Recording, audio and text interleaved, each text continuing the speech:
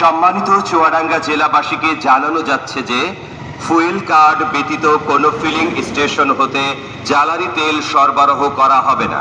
সম্মানিত motor bike চালকদের রাত 8টা হতে সকাল 7টা পর্যন্ত ফিলিং স্টেশনের চৌহদ্দির মধ্যে মোটরসাইকেল পার্কিং করে না রাখার জন্য অনুরোধ করা হলো।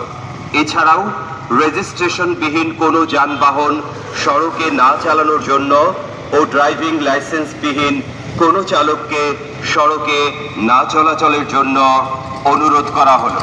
সম্মানিত জেলাবাসীকে প্রয়োজনের অতিরিক্ত জ্বালানি সংগ্রহ করা ও বিনা প্রয়োজনে পুনর্ জ্বালানি সংগ্রহ এবং মজুত করা হতে বিরত থাকার জন্য অনুরোধ জানানো যাচ্ছে।